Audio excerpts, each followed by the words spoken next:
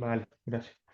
Bueno, les damos la bienvenida esta tarde al seminario Seguridad Ciudadana, Desafíos para la Cohesión Social, que es un seminario que integra, es parte de un ciclo de conversaciones que tenemos desde el año pasado en el Centro de Estudios del Desarrollo, acerca de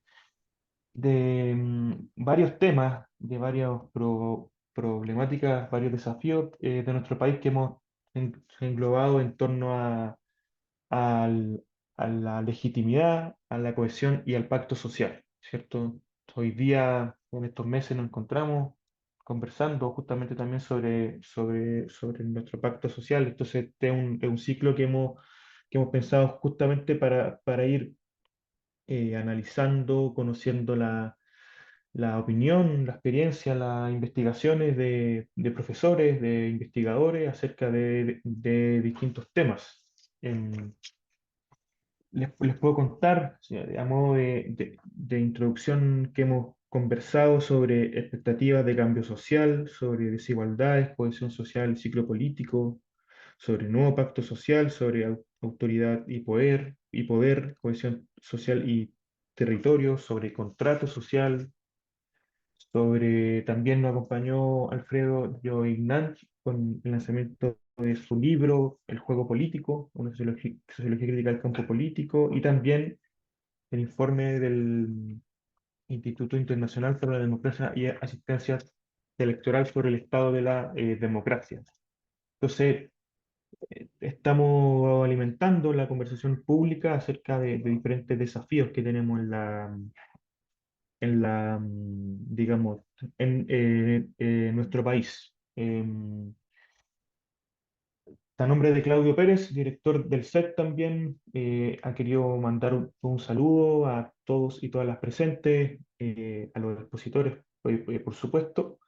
Mi nombre es Javier Cifuentes, soy investigador del SET, y tengo la misión no solo de coordinar este proyecto, sino que también de moderar esta conversación. Así que estamos bien contentos de este seminario. Nos van a acompañar dos profesores, dos especialistas en estos temas. La primera expositora es Alejandra Moor, que está aquí con nosotros. Alejandra es licenciada en Sociología y magíster en Ciencias Políticas por la Universidad de Chile desde el 2003, especializada en políticas públicas e instituciones del sector en seguridad y justicia, estudiando temas de función policial, prevención de delitos y violencias. Y también es docente en diversos programas de formación en Chile y otros países de América Latina. Actualmente también es investigadora del CESC, que es el Centro de Estudios en Seguridad Ciudadana de la Facultad de Gobierno de la Universidad de Chile. Luego de Alejandra nos va a estar acompañando Hulda Figueroa. Hulda es coordinador del área de justicia del Centro Justicia y Sociedad. No sé si lo dije bien o es sociedad y justicia, justicia y sociedad, súper. Hulda es abogado de la Católica y tiene un máster en Derecho Penal en la Universidad de Sevilla. Y según se informa, está estudiando doctorado en Sociología en la Católica. Sus temas de investigación están en la línea de la criminología y sociología del castigo, el funcionamiento del sistema penal, justicia restaurativa, persecución penal de hechos ocurridos durante protestas sociales y trata de personas, entre otras. Nuestros expositores van a tener 25 minutos, poquito más, poquito menos. Yo ya cuando lleven 20 les voy a decir que les quedan 5. Ambos tienen presentaciones y luego el público asistente puede hacer preguntas, comentarios que las puede ir dejando desde ya en el chat. ¿Ya? Así que para que sepan también que pueden ir haciendo comentarios, preguntas para que después nuestros dos invitados puedan responderlas. Así que gracias Hulda, gracias Alejandra. Partamos con Alejandra y su exposición.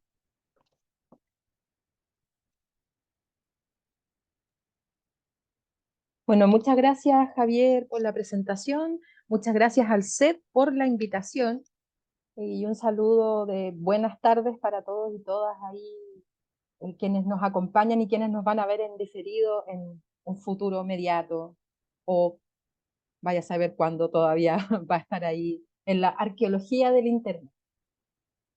La invitación, muy interesante los temas que se nos propusieron y para ponerlo un poco, voy a hacer una presentación bastante pretenciosa porque tengo la intención de en estos 25 minutos hablar casi de todo y, y hacerlo desde la evidencia, que es lo que nos convoca a quienes venimos desde la academia a compartir nuestras reflexiones, la teoría, la evidencia, el desarrollo del conocimiento en el norte, eh, y cómo ese conocimiento también ha venido desarrollándose en América Latina.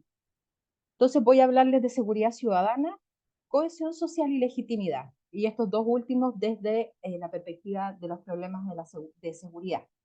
Tengo puesto mi cronómetro también, así que espero andar bien con los tiempos, don Javier. Bueno, Súper. entonces, comenzamos. Una primera cuestión, y entendiendo de que no necesariamente todos quienes nos acompañan aquí en la sala se desarrollan en el ámbito de la seguridad y la justicia, poner un poco en lugar de qué hablamos cuando no, hablamos de seguridad ciudadana, porque esto es un concepto bastante nuevo si pensamos en la larga data de la trayectoria de las políticas públicas de seguridad, es muy nuevo. Es un concepto que se ha acuñado en América Latina desde finales de los años 90 y a propósito de un proceso histórico que comparte la región entre finales de los años 80 y durante la década de los 90, que son las transiciones democráticas. Los conflictos internos bélicos en Centroamérica, las dictaduras en el Cono Sur, a rasgos generales, ¿no? Marcaron el periodo entre los años 60 y 80, que además estuvo muy permeado por esta idea proveniente de los Estados Unidos en torno a la Ley de Seguridad Nacional, que se transformó particularmente en el Cono Sur en una doctrina de seguridad nacional y eh, que se impregnó en las políticas de seguridad bajo esta idea de la seguridad interior del Estado o la seguridad nacional. Ahí hay varios conceptos, primos hermanos, hermanos casi mellizos en algunos casos, ¿no? Pero que fundamentalmente se centra en la protección del Estado.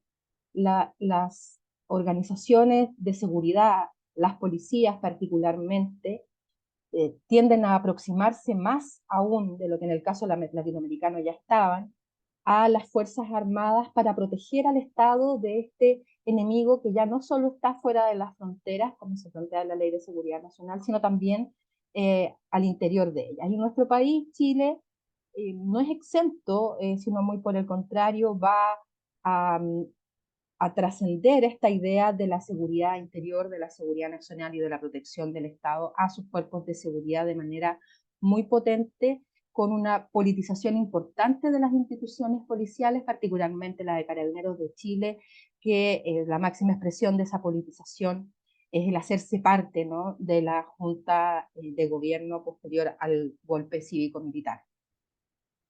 Entonces, la década de los 90, marcada por este periodo de transición democrática, que es transversal en la región y que se expresa particularmente en Chile, va a venir acompañado de la instalación del New Public Management, la nueva gestión pública, esta nueva forma de administrar el Estado que busca asimilarse, aprender, trasladar desde la administración privada, desde la empresa privada, principios de las 3E, ¿no? Eficacia, eficiencia y efectividad en las políticas públicas. Y esto va a imponer a las instituciones, al aparato del Estado en su conjunto, desafíos en torno a generar sistemas de información que permitan contar con indicadores para poder medir. Y no me voy a detener en eso, es para contarle un poco todo esto que ocurre durante la década de los 90 y que si bien en este caso de la nueva gestión pública va a permear todo el aparato del Estado, va a tener también un reflejo importante en los ámbitos de seguridad y justicia. Asociado a esta idea de la gestión eficiente de los estados, se va a venir instalando también la expectativa de un diseño de políticas públicas que esté basado en evidencia. Por una parte, la política pública que recoge la construcción del conocimiento teórico, pero que también se alimenta de la evidencia. ¿Y qué evidencia? La evidencia de que, de que determinadas políticas públicas con forma de programas, planes, estrategias, logran alcanzar sus resultados, logran tener un impacto en transformar la realidad, es decir, son efectivas, ¿no? Y ahí el planteamiento va a ser que la política pública en el ámbito de la seguridad, esto es particularmente importante por lo que vamos a ver a continuación, va a sostenerse o debiera tender a sostenerse en diseñar estrategias de intervención que hayan mostrado ser efectivas en otros contextos. La idea del otro contexto, y por eso aquí este dibujito del norte global ejerciendo presión, estas tres flechas que ejercen presión sobre la transformación en América Latina y en Chile, pero en América Latina en general, insisto, aquí mucho de esto tiene que ver con América Latina y no exclusivamente con nuestro país, se va a ver reflejado en la participación y en la relevancia que van a tener los organismos de cooperación internacional con la instalación de las políticas públicas basadas en evidencia e incluso con la transformación del paradigma de seguridad, de un paradigma de seguridad interior hacia uno que el año 2001 se debuta con la denominación seguridad ciudadana y nos queda bien instalada la idea de seguridad ciudadana, la división de seguridad ciudadana, la política nacional de seguridad ciudadana del año 2004, pero que el 2006 va a cambiar su denominación a seguridad pública. El argumento es que constitucionalmente debe llevar ese apellido, el de pública, aun cuando el contenido de la política, el sentido de la política, en el que me voy a detener un par de minutos más adelante, a continuación, se transforma, ¿sí? Asume este cambio paradigmático de América Latina y que va a venir a ser reflejo en buena medida de lo que comenzó a ocurrir hacia fines de los años 60 en Estados Unidos, Canadá y la mayor parte de los países europeos.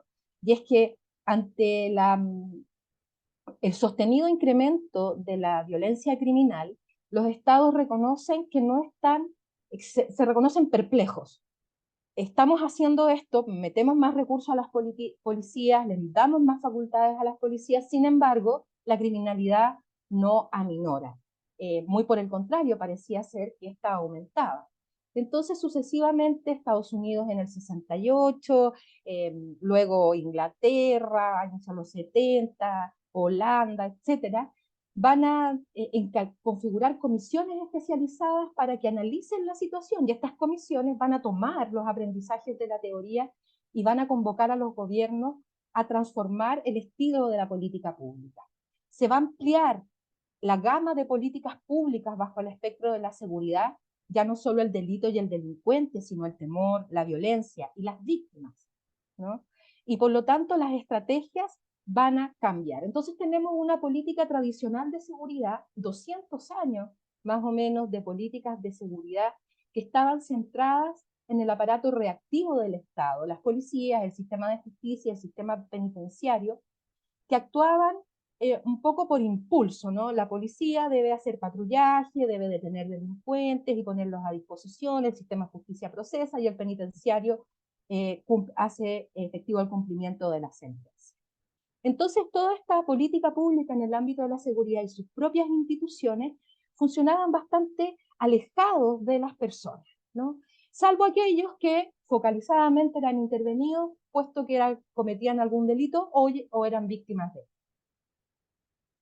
El paradigma cambia en un sentido muy importante. Miren cómo se puebla este panorama, ¿no? Cuando se incorpora desde el paradigma de la seguridad ciudadana la prevención de los delitos. Y la prevención va a venir a ser un complemento necesario ante la constatación de la insuficiencia del aparato reactivo para hacerle frente al incremento de la inseguridad. objetiva y subjetiva, es decir, el aumento de los delitos, pero también el aumento de la percepción.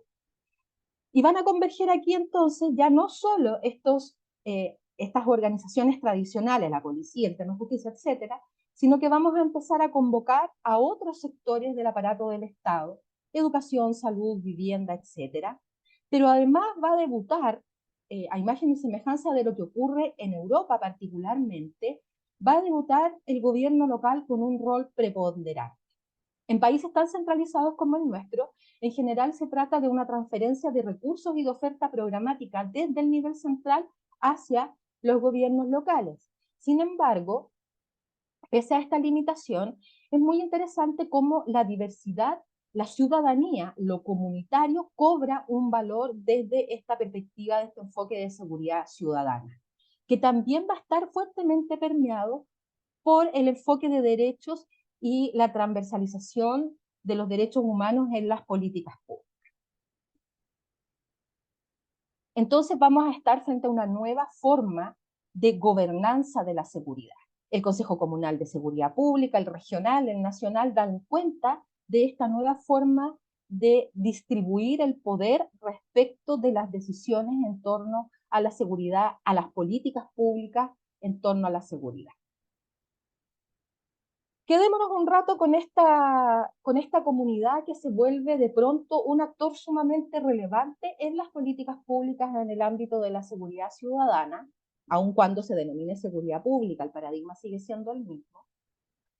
Y esto ocurre de la mano de las teorías de la escuela de Chicago, teorías criminológicas que se han denominado de la ecología del delito, ¿no? Que mira ya no solamente a los individuos, sino que observa al conjunto de los individuos que se despliegan en el territorio, que conforman comunidades, para preguntarse acerca de cómo la organización o desorganización social, cómo la ciudad con su nueva configuración, le estoy hablando de las teorías ecológicas 1940, que recobran sentido e importancia a partir de la década de los 80 con este nuevo enfoque, ¿no? Ahí se van a volver a mirar estas teorías ecológicas y se va a volver a mirar entonces el rol de la ciudadanía.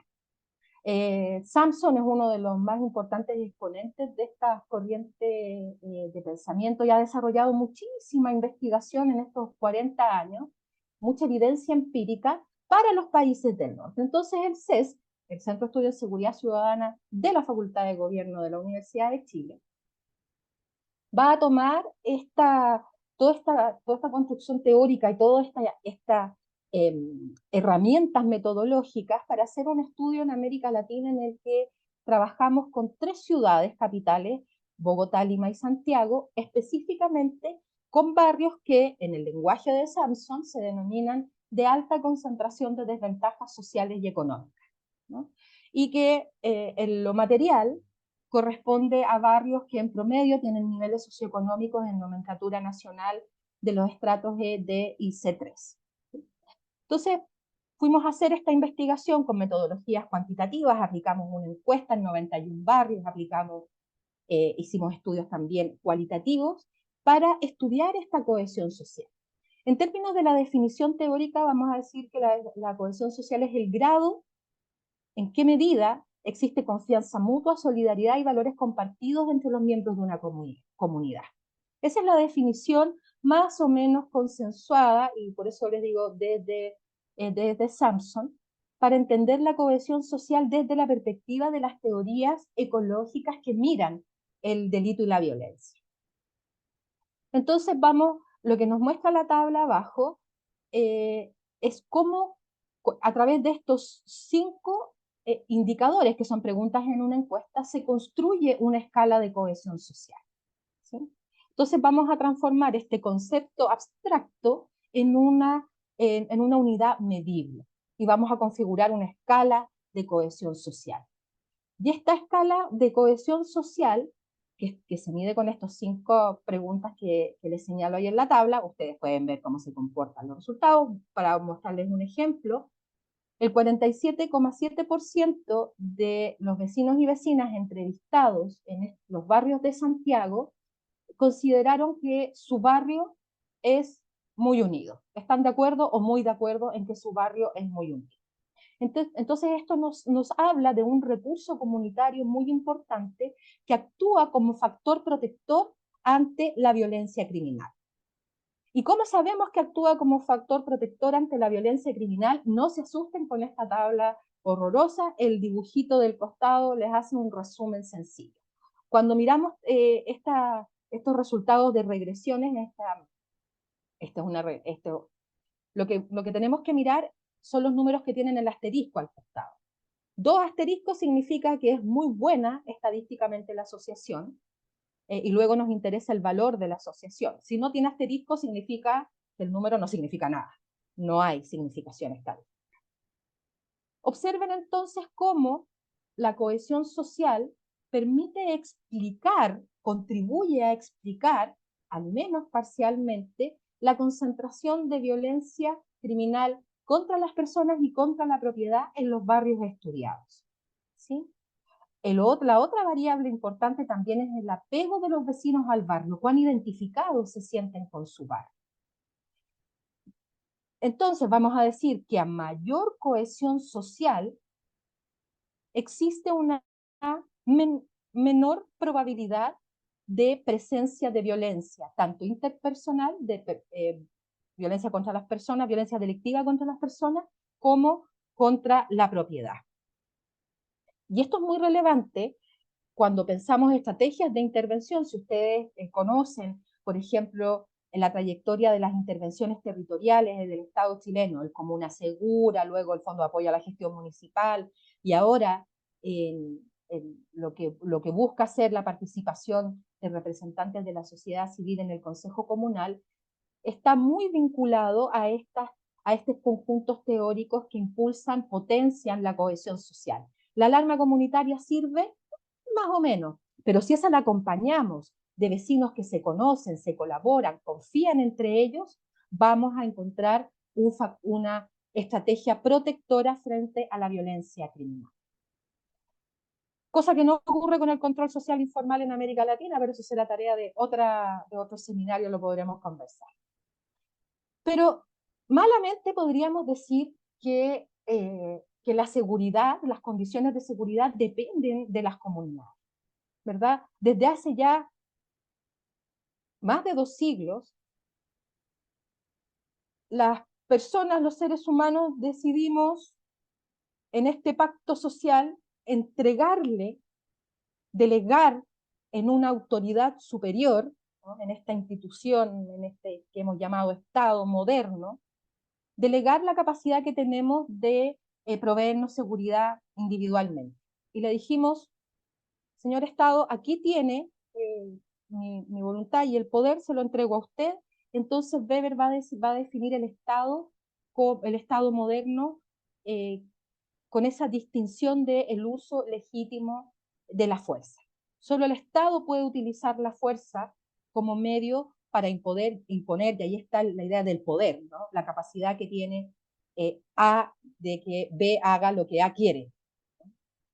¿Y qué es lo que le corresponde a la ciudadanía? Cumplir la ley. ¿Sí? Ahora, esto es bastante más complejo y debieran haber muchas más flechas porque no es solo poderes, políticas públicas, y voy a llegar allá dentro de un rato. Ahora, ¿cómo hacen los estados para que ese poder que ostentan se transforme en ciudadanos y ciudadanas dispuestos a cumplir la ley, es decir, en conformidad con el derecho? Vamos a ver, de acuerdo a ese montón de autores y otros más que no están ahí, pero que ustedes ven al costadito, que hay 2 grandes caminos, con claroscuro, uno pasa para allá, para acá, se mueven, se desplazan. Uno es el camino de la coerción, que a través de la fuerza busca la obediencia, y otro es el camino del control ideológico, que a través de la legitimidad de las instituciones va a buscar el consentimiento. ¿Sí? Y esto se va a traducir, siguiendo a Sanchez y Tyler, que han desarrollado por muchos años estudios en el ámbito de la policía. Me voy a concentrar ahora, vamos a bajar del Estado en general, vamos a mirar a la policía en particular. Cuando se opta por el camino de la coerción, lo que vemos es que el uso de la fuerza, aun cuando se trate de violencia legítima en la medida en que la ejercen actores estatales, lo que consigue muy habitualmente es una respuesta imitativa, es decir, violencia ilegítima. Y lo que tenemos es un círculo vicioso de escalada. Mientras que por el camino de la legitimidad, a lo que se va a referir Hulda con mayor detalle, y entendida desde una perspectiva de la justicia procedimental, no estamos pensando aquí en la legitimidad legal, sino en la legitimidad con un apellido moral, ¿no? El consentimiento de los ciudadanos. Lo que vamos a conseguir efectivamente, y eso está demostrado empíricamente, es sometimiento voluntario a la autoridad y redunda en una mayor seguridad de las partes. Entonces, por una parte tenemos, por un lado, por el camino de la coerción, nos encontramos con círculos viciosos de violencia y la vía de la legitimidad lo que nos ofrece es un triángulo virtuoso, no amoroso, pero virtuoso. Veamos entonces qué encontramos en este estudio comparado entre ciudades. Vamos a entender que la autoridad de la policía es legítima moralmente cuando los ciudadanos sienten afinidad con sus valores morales, institucionales y creen que su actuación se da bajo el principio de legalidad. Y esto también podemos medirlo. Esto está sumamente estandarizado, todas estas escalas de cómo se mide, y cuando miramos comparadamente tenemos la escala, el resumen de la escala, y tenemos los factores, cómo se comportan en cada una de estas agrupaciones de barrios por ciudades, como hemos estado mirando. Ahora, ¿cómo podemos colaborar a construir esta legitimidad en las instituciones policiales particularmente? Porque no está dada por ley. La legitimidad moral no se alcanza por la vía de una norma, se alcanza por la vía de la acción, de cómo actúan las instituciones policiales en este caso. Y aquí son dos grandes dimensiones las que vamos a mirar para poder describir cómo se construye esta legitimidad. Una es la de la justicia procedimental, a la que se va a referir Hulda a continuación, y otro es el desempeño efectivo. Y esto es bien interesante. Entonces, nuevamente vamos a mirar los asteriscos y vemos que hay muchos asteriscos aquí. En las tres ciudades se constata entonces que la justicia de los procedimientos, la calidad del trato, el involucramiento como participación de la ciudadanía en las decisiones que toman las instituciones y en los motivos que respaldan esa institución. Aquí estamos pensando en que la policía actúa de manera justa, que no discrimina a la ciudadanía, que la hace parte de la toma de decisiones, que le pregunta su opinión. Todos estos programas de policía comunitaria tienen a la base estos elementos, y que la policía toma decisiones por motivos que son confiables y no por motivos arbitrarios ni antojadizos.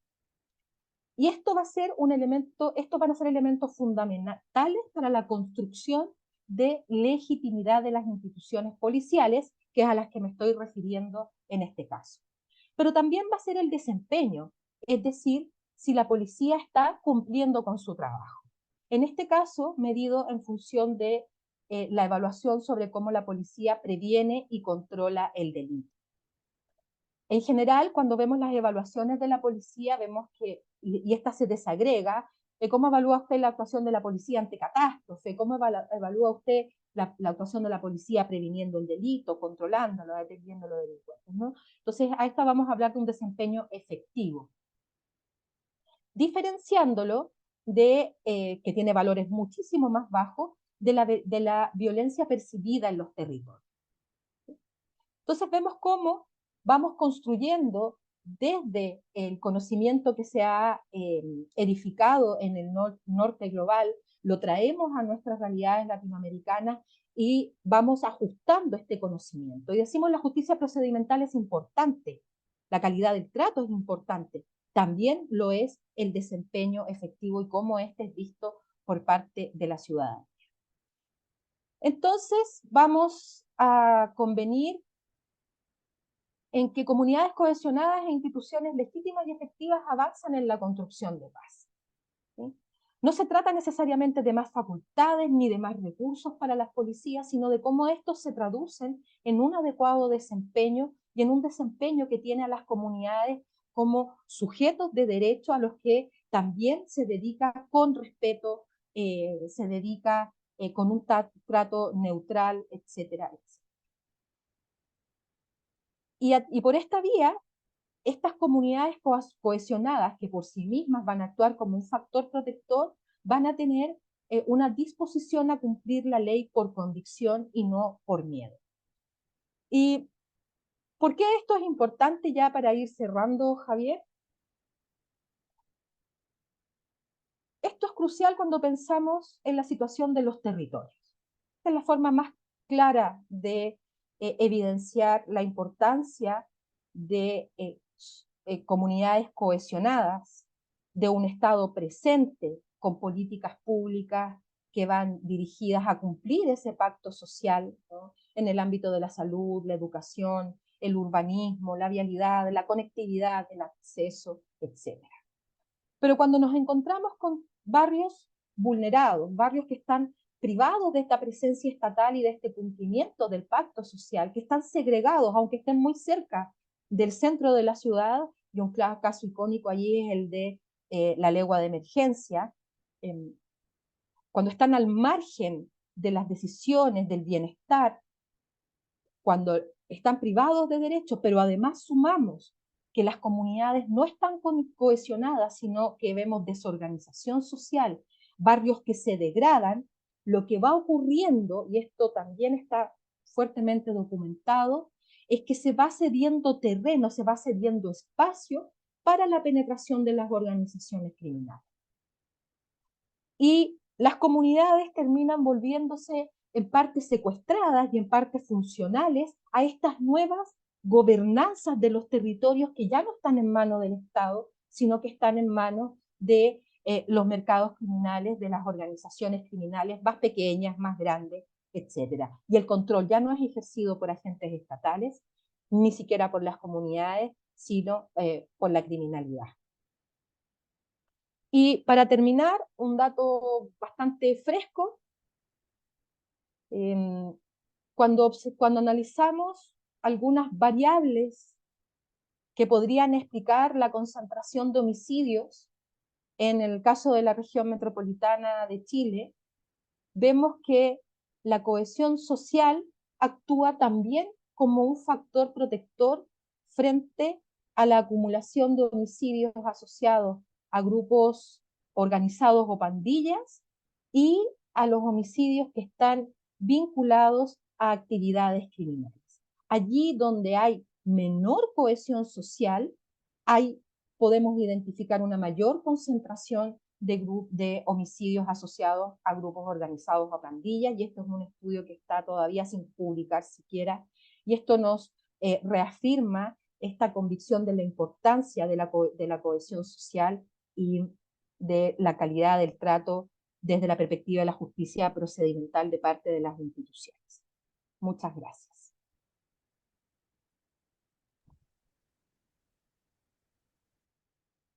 Gracias, Alejandra. Eh, Intentando recuperar la pantalla. Ahí sí.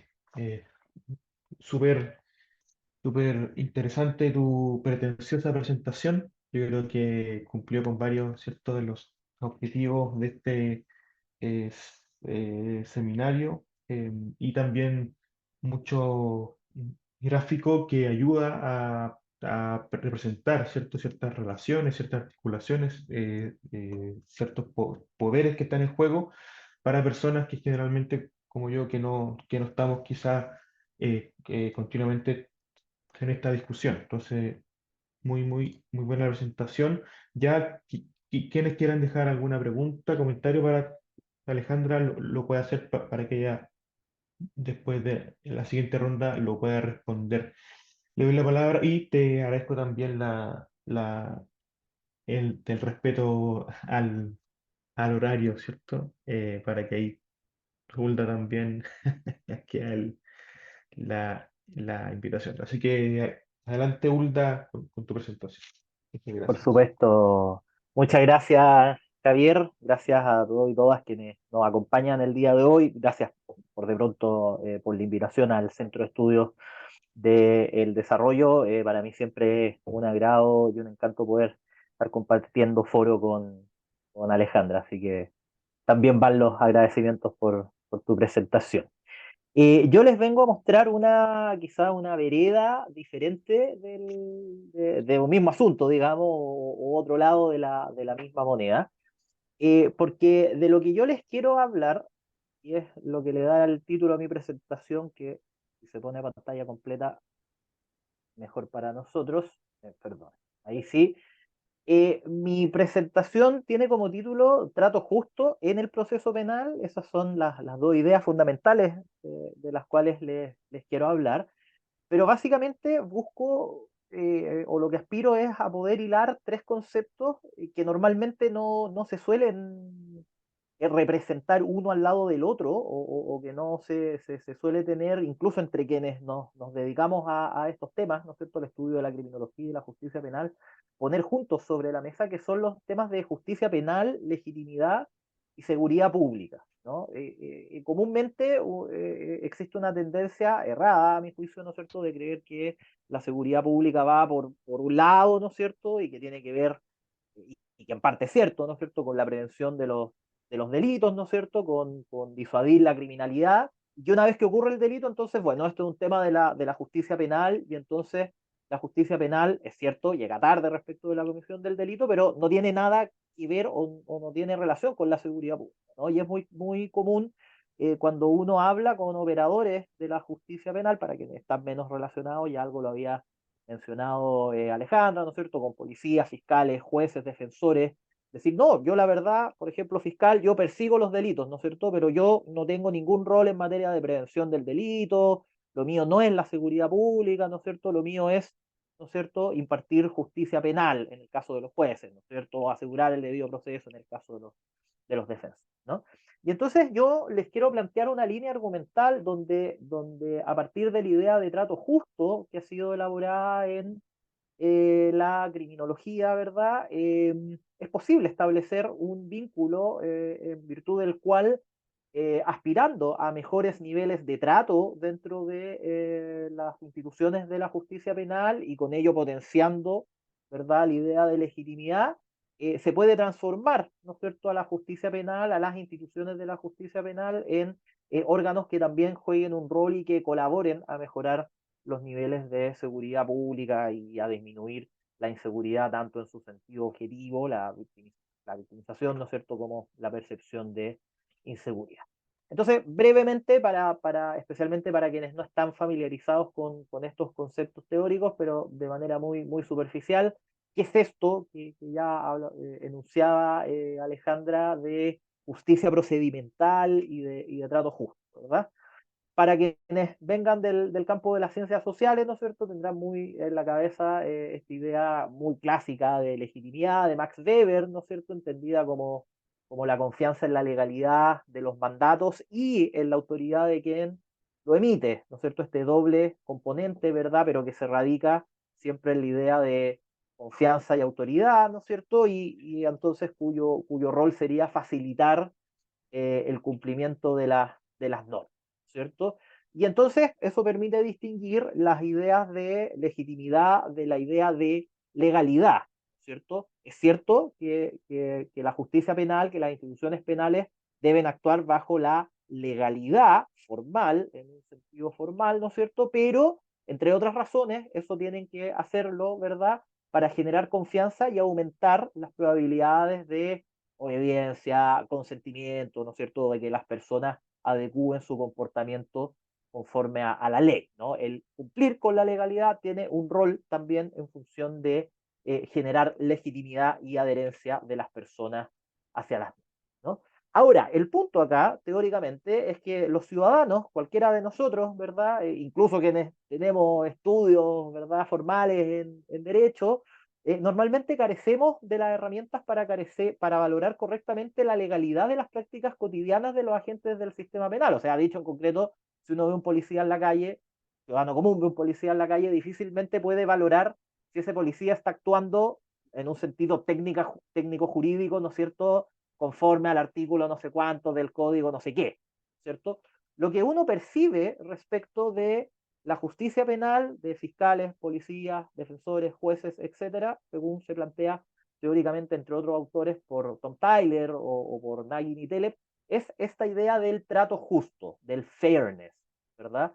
Lo que nosotros percibimos, ¿verdad?, de la justicia penal es en qué medida actúa con neutralidad, con consistencia, sin sesgo, respetando la dignidad y los derechos de las personas y dándole, ¿verdad?, a las partes involucradas la posibilidad de participar y explicitar su perspectiva sobre los asuntos que están sometidos a su conocimiento, ¿cierto? Eso es lo que las personas valoran, en definitiva, cuando tienen interacciones con los órganos de la justicia penal, ¿no? Y en virtud de esta idea, entonces, del trato justo, del fairness, ¿verdad?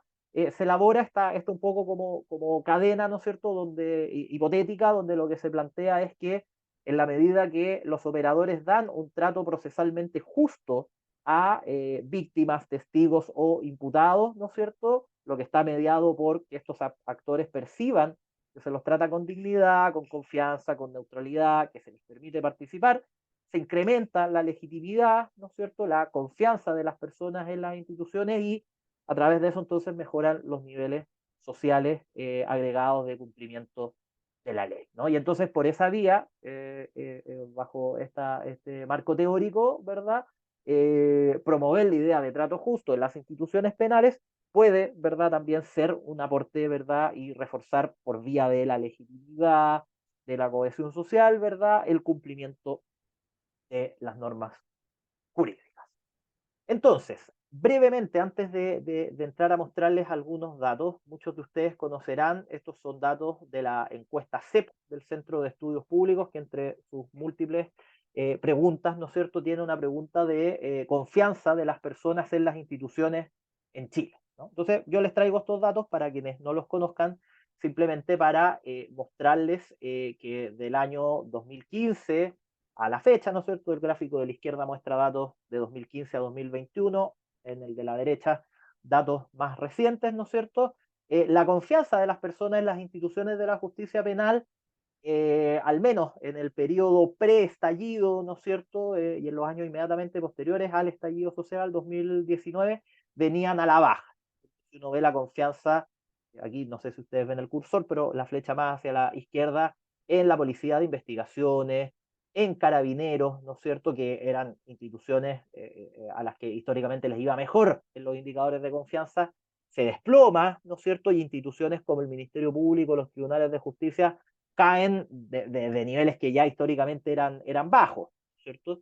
Entonces, nos pilla el estallido social y situó el hito del año 2019 en el estallido social por un par de estudios que me tocó protagonizar y de los cuales les quiero hablar después, a un sistema penal, ¿no es cierto?, con sus niveles de confianza básicamente por el suelo, ¿ya? Con muy bajos niveles de legitimidad y confianza, ¿no? Post pandemia, digamos, en las instituciones policiales especialmente, Carabineros ha tenido un repunte, un alza, ¿verdad? Lo propio ocurrido con la PDI, de manera muy chiquitita y acotada. El Ministerio Público y los tribunales han subido también, pero manteniéndose siempre en niveles por bajo el 20% de confianza alta o muy alta, que es como lo dice la CEP, en la ciudadanía, pero ciertamente con un pequeño repunte. ¿Ya? Ese es el escenario, ese ha sido el escenario en términos de confianza en las instituciones de la justicia penal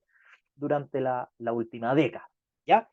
Se ha hecho investigación sobre justicia procedimental y trato justo en Chile, poco, ya lo que hay, y para quienes ejerzan, bueno, para quienes ejercen, digamos, la litigación penal, todas estas cosas son bien obvias, ¿no? Pero el valor está en poder rescatarlas sistemáticamente. Para quienes no formen parte de ese campo pueden sí ser una novedad, ¿no es cierto? Ya en el año 2007 algunos estudios, pensemos que la reforma, el actual proceso penal, ¿no es cierto?, se empezó a implementar el 2000, el 2005 estuvo implementado a nivel nacional, ¿no es cierto? Ya en los primeros años se reportaban, ¿verdad?, ciertos problemas con la limitación al derecho de defensa material.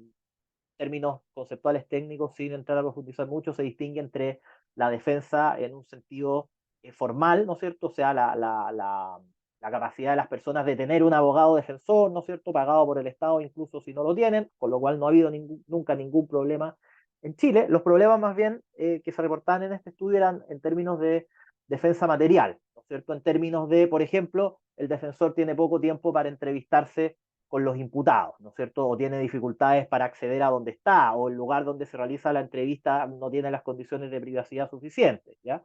O el defensor tiene problemas para acceder a la carpeta de investigación, no alcanza a leerla antes de llegar a la audiencia, ¿verdad? Tiene poca información para ejercer la defensa del caso en la primera audiencia de control de detención, etcétera. Esa era la clase de problemas en materia de justicia procedimental que se levantaban en esos primeros años de la reforma.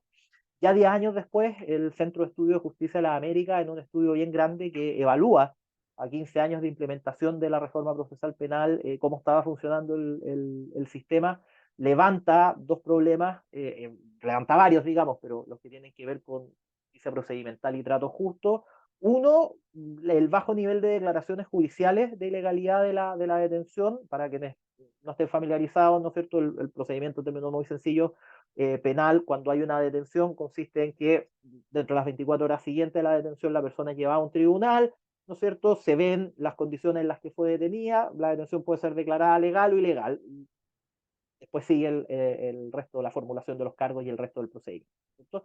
Menos del 2% de los casos se realizaba una declaración judicial de ilegalidad y uno podría decir, bueno, en una de eso es porque las policías realizan muy bien su trabajo, ¿no es cierto? Y en realidad estos casos son poco incidentes. Claro, el problema que detectaba el CEJA es que eso ocurría más bien porque o bien los fiscales o defensores o los jueces no eran proactivos en levantar información sobre las condiciones en que se practicó la detención, o hay ahí un mecanismo por el cual los fiscales, cuando las detenciones no se han practicado de manera correcta, pueden hacer que ese caso no llegue al tribunal y liberar anticipadamente a la persona, ¿no? Entonces, esos casos no llegaban nunca al control judicial, ¿no? Entonces, básicamente lo que plantea el CJK es tenemos una cifra negra muy grande, ¿verdad? Posiblemente respecto de detenciones ilegales, ¿no es cierto? Y un tema también con la formulación de cargos masivos, con las audiencias masivas, digamos, ¿no? Audiencias donde se juntan 5 o 10 personas y se les formulan cargos a todas por igual, siendo que por esencia el proceso penal debiera ser algo más bien individualizado, ¿no? En 2019 me tocó protagonizar con otros colegas de un antiguo equipo de investigación, de mi antiguo centro de investigación de la Fundación Paz Ciudadana, un estudio sobre disturbios y delitos en el contexto del estallido social chileno. ¿Ya? Les quiero mostrar algunos hallazgos de este estudio, más que para hablar del estallido, si quieren podemos retomar en la ronda de preguntas, digamos, lo que tiene que ver específicamente con ese contexto. Lo que buscaba ese estudio era mirar en el fondo el funcionamiento de la justicia penal en el contexto del estallido, pero con una aspiración también de compararlo con cómo funcionaba o cómo ha funcionado de manera ordinaria, ¿no? En términos de ver si en el contexto del estallido habían cosas que eran sustantivamente distintas del contexto general. Ese estudio, que es un estudio bien grande, lo dividimos en dos grandes capítulos, uno que ya está publicado en la revista Política Criminal, si alguien lo quiere ir a mirar después, ¿no es cierto?, que en particular analiza cuestiones vinculadas con cómo reaccionó la justicia penal en el contexto del estallido, y un segundo que estamos en proceso de publicación, pero que igual les he traído algunos resultados por adelantado, ¿no es cierto?, que lo que buscó indagar más bien son cuáles fueron las motivaciones de las personas que participaron en disturbios o que fueron perseguidos penalmente en el contexto del estallido social para llevar a cabo esas conductas. ¿Ya? Como lo que me importa no es tanto los estudios, sino que algunos hallazgos puntuales para seguir argumentando en línea de por qué es importante promover la idea de trato justo en el sistema penal. Me detengo súper brevemente en la metodología, simplemente para mostrarles, para darles cuenta, ¿no es cierto?, que este fue un estudio de carácter mixto. Se realizaron 68 entrevistas a personas perseguidas penalmente por hechos vinculados a las protestas durante el estallido social. Las 68 entrevistas fueron realizadas solo en Santiago, por lo tanto esto tiene como limitación que estamos mirando solo lo que ocurrió en la capital del país, ¿no es cierto? Y tuvimos acceso en convenio con la Defensoría Penal Pública, que nos facilitó acceso tanto para las personas entrevistadas como para los datos, datos sobre ingresos, ¿no es cierto?, en el periodo de octubre y noviembre del 2019, ¿verdad? Pero también del 2018 y del 2017, ¿no? Lo que queríamos un poco era comparar, ¿verdad?, qué tan distinta había sido la situación en función de algunas variables de interés entre los primeros 2 meses del estallido y los mismos periodos de los años previos. Hago siempre el disclaimer, escogimos solamente octubre y noviembre, simplemente porque cuando pedimos los datos no pensamos que iba a durar tanto, digamos, la situación de conflicto social, si no habríamos sin duda pedido datos por un tiempo más largo. ¿Ya? Para fines analíticos, y se lo ilustro porque voy a hablar de estas categorías a lo largo de las siguientes láminas, agrupamos, ¿verdad? Y acá la verdad es que de manera poco arbitraria, porque no había literatura previa tan densa en la materia, las categorías de delitos en estas 5 categorías, ¿no es cierto? Delitos que afectan o que dan, o que en definitiva suponen destrucción de la propiedad, delitos de agresión a la policía, delitos de atentados incendiarios, saqueos y desórdenes callejeros. Ya les voy mostrando con fines analíticos porque es importante o fue importante para nosotros hacer esta distinción. Contexto general, porque además nos pasó una pandemia por encima y a veces hay algunas cosas del estallido que se nos quedan en el tintero. Entre muchas cosas, para las instituciones de la justicia penal, el estallido social implicó un incremento explosivo de los ingresos al sistema penal. Solo entre el 18 de octubre y el 15 de noviembre del 2019 aumentó en un 23% el total de imputaciones totales, ¿ya? Y en más de un 300% aquellas imputaciones por las 5 categorías de delitos que les mencioné anteriormente, ¿cierto? En general, ¿no? El sistema de justicia penal en promedio, en tiempos, digamos, fuera de este paréntesis que fue el estallido social, recibe alrededor de 150 imputaciones por los delitos objetos de este estudio, ¿no es cierto? Alrededor de unas 1000 imputaciones en total. Y si ustedes ven acá esta línea, esta mirada longitudinal, a lo largo de los primeros, mal no recuerdo, 30 días posteriores al estallido, claro, la barra total representa el total de casos ingresados al sistema de justicia penal en cada uno de esos días. Van a ver ustedes que hay ciertos pics, por ejemplo, entre el 21 y el 23 de octubre, ¿no es cierto? Días que fueron de especial convulsión social en ese contexto. Después hay como bloques de días que si uno lo va cotejando con cosas que estaban pasando, tienen como correlatos bien precisos respecto de ciertos eventos que estaban ocurriendo. Y entonces en naranjo ustedes ven las imputaciones por delitos de objeto o vinculados, ¿no es cierto?, a la protesta social, y o sea, perdón, al revés, en azul los vinculados a la protesta social y en naranjo los demás delitos, digamos, que sigue recibiendo el sistema penal, y uno puede ver cómo en ciertos días, digamos, prácticamente toda la carga de trabajo se vinculaba con esa clase de hechos, ¿ya? Lo menciono o comienzo mencionando esto porque me parece importante destacar que a pesar de esta inmensa carga de trabajo, la capacidad burocrática de la justicia penal fue suficiente para al menos gestionar los casos, ¿no es cierto? Sin que se constatara en términos gruesos prácticas que generalizadamente infringieran mandatos legales o garantías procesales. O sea, la cosa funcionó en términos gruesos razonablemente bien, digamos, pensando en que básicamente se triplicó, se quintuplicó en algunos días la carga de trabajo de fiscales, defensores y jueces. O sea, las audiencias se realizaban, los controles se realizaron dentro de las 24 horas, en la generalidad de los casos al menos, ¿verdad? Posteriores a la detención, etcétera. O sea, las garantías procesales, así como gruesas, lograron satisfacerse, ¿ya? El problema, ¿no es cierto?, y es lo que trata de relevar este estudio, es que se pudieron constatar ciertas respuestas, ¿no es cierto?, ciertas prácticas que se alejan más bien de esta idea del trato justo, ¿no es cierto?, para ir avanzando con un poquito más de velocidad, ¿no es cierto? Por ejemplo, el estudio logra sistematizar algunas reacciones del sistema penal que no necesariamente son atribuibles al contexto del estallido social, en el sentido de que ya habían sido reportadas anteriormente por la literatura, pero ciertamente en este contexto de mayor presión, ¿no es cierto?, de mayor carga de trabajo, o se manifiestan de manera más intensa o se manifiestan de manera más frecuente, ¿no es cierto? Entonces, por ejemplo, los imputados perciben ser tratados como objeto del proceso penal y no como sujetos participantes de, ¿no es cierto? Acá en una cita, por ejemplo, un imputado dice, no nos está defendiendo el defensor, ella quiere hacer su pega nomás, ella nos está viendo como si fuéramos inocentes o no. O sea, perdón, ella no nos está viendo como si fuéramos inocentes. ¿Cachai? Ella está haciendo la pega nomás. Que su pega es ver la condena más baja posible a estos tipos que están acá. Esos tipos que somos nosotros y el otro, refiriéndose al fiscal, darle la pena más alta a estos tipos que están acá, que somos nosotros. Entonces la pelea entre ellos dos yo dije, estos tipos no están ni ahí con nosotros, por lo que nos contaba un imputado por delitos de la categoría saqueo, ¿no es cierto? Está esta idea también replicada con mayor intensidad de que a los imputados les cuesta o tienen dificultades para comprender las audiencias, o ya sea su contenido, o las interacciones que ocurren, o las consecuencias de la audiencia. Por ejemplo, un imputado por atentado incendiario nos decía, antes de entrar a la audiencia no pude hablar con el defensor, lo vi solo cuando estaba frente a la jueza. Ahí me explican todo y soy sentenciado. Recuerden, para que no sean necesariamente abogados, que la primera audiencia no tiene que ver, no se dicta la sentencia, ¿no es cierto? Se podrán dictar medidas cautelares, medidas provisionales, pero en ningún caso sentencia.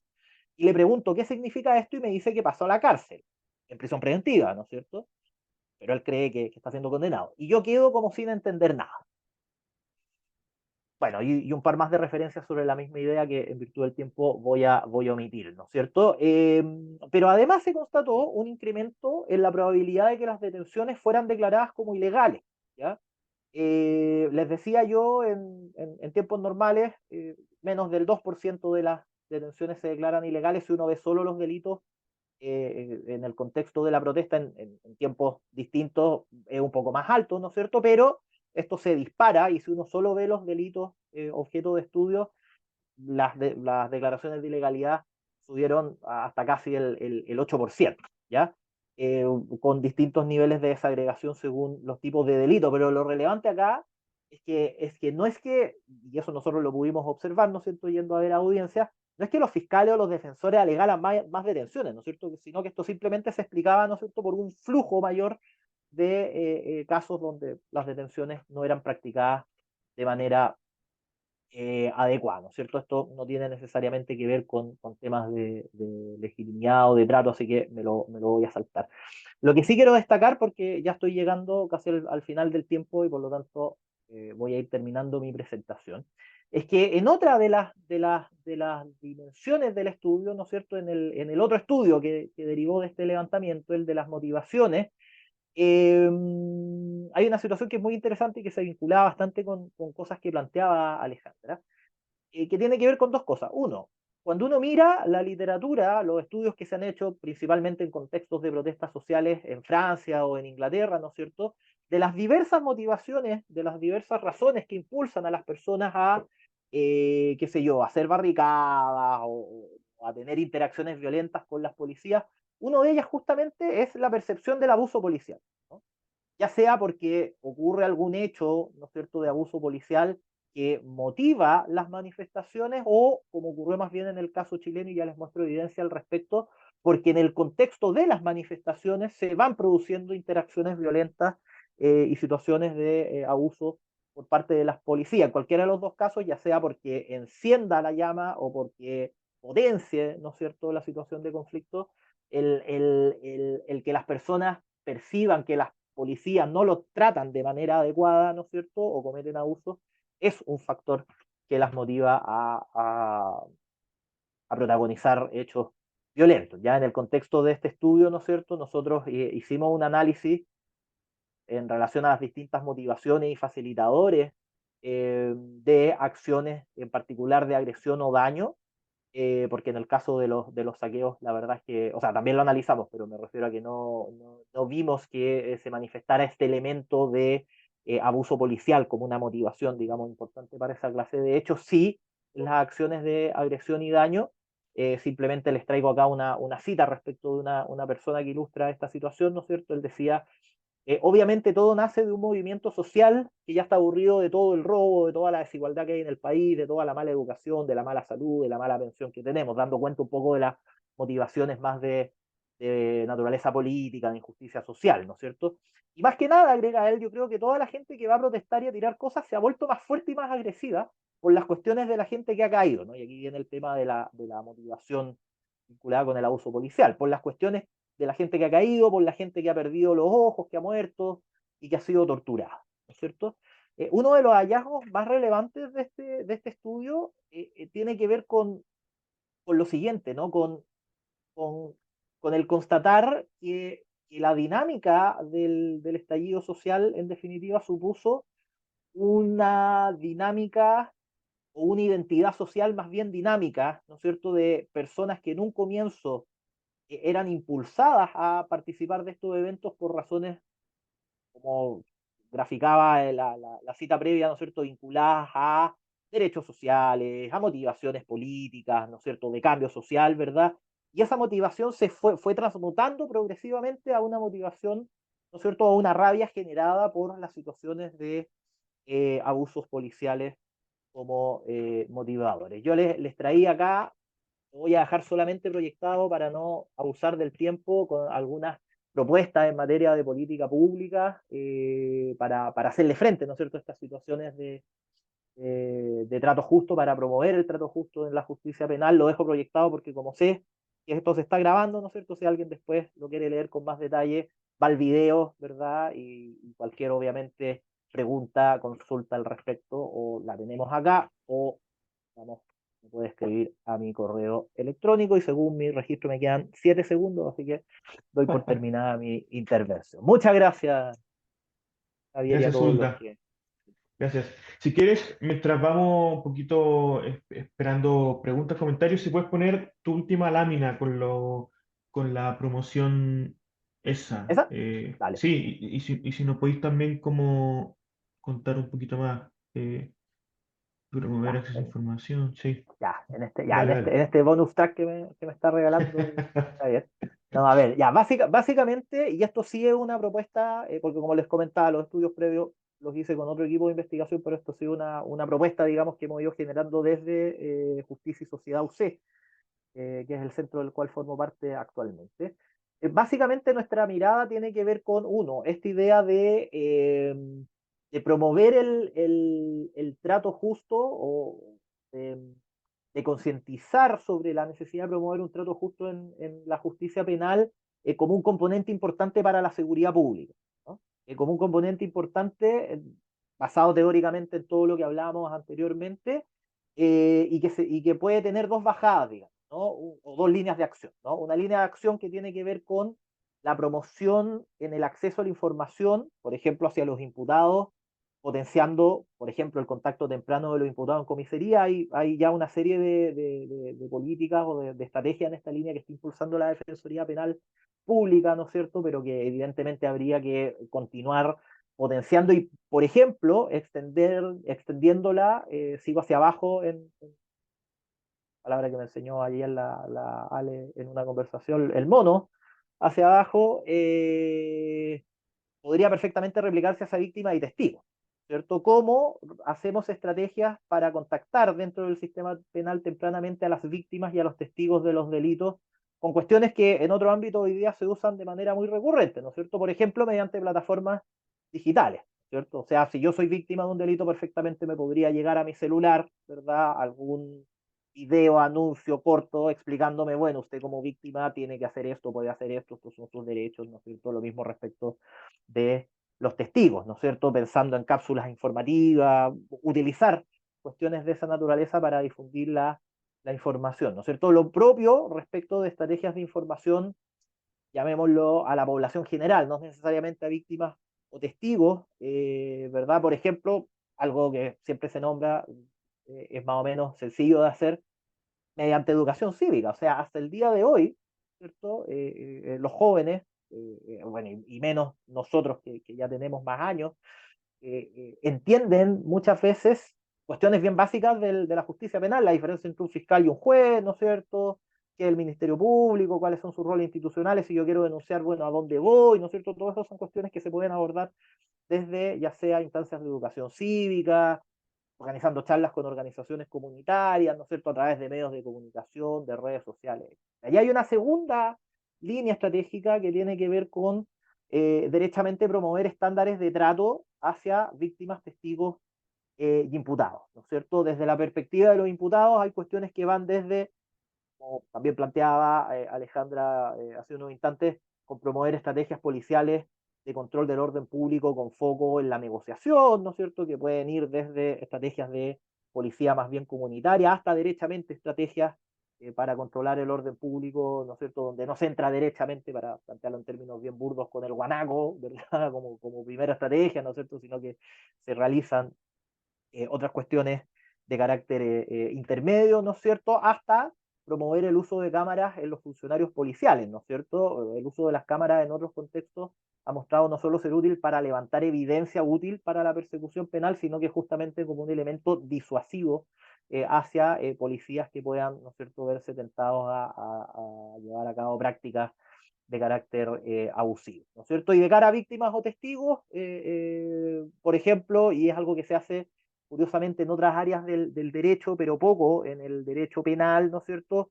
La generación de estándares éticos, por ejemplo, impulsado en Chile, tendría que ser desde el Colegio de Abogados, ¿no es cierto? Un código de conducta que se pudiera construir conjuntamente entre fiscales, defensores y jueces y que fuera luego socializado en instancias de entrenamiento conjuntas, ¿no es cierto? Y ciertamente la expansión del programa de entrevistas videograbadas, que es un programa, ¿no es cierto?, que existe hace algunos años eh, para evitar la revictimización en particular, en su versión original, ¿no es cierto?, de niños, niñas y adolescentes víctimas de delitos sexuales, pero que ya ha mostrado algunos resultados bien prometedores y que perfectamente podría extenderse como práctica a otros delitos, ¿no es cierto?, o a personas no necesariamente niños, niñas y adolescentes, sino que adultos, víctimas de delitos graves, etc. Eso básicamente. Vale, súper, gracias. Bueno, quien quiera poner comentarios, ¿cierto? Puede escribirlo en el chat. Yo puedo aprovechar de hacer los míos. Les voy a... La idea sería juntar comentarios, que los hay, pero voy a decir los de Alejandra. Son preguntas.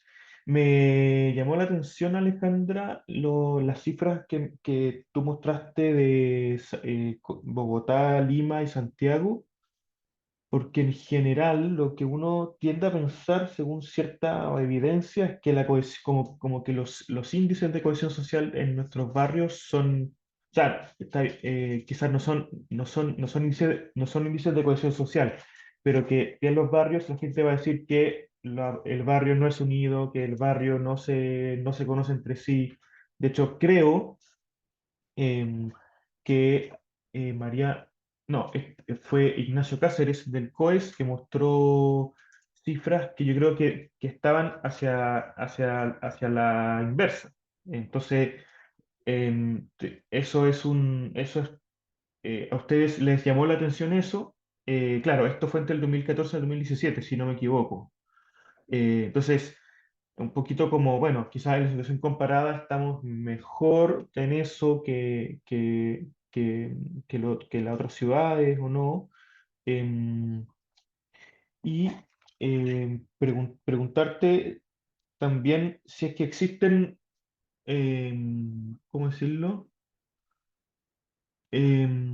Sí, como algún índice o listado o catastro entre barrios vulnerados o barrios críticos, ¿ya? Esta construcción que existe, em, por ejemplo, estamos en condiciones de decir que en Chile o en Santiago hay 25 barrios críticos y en transición hay otros 50, no sé, hay como, están tomando todos los barrios de toda una ciudad, de ciertos sectores, hay como si pudieses especificar tú un poquito más.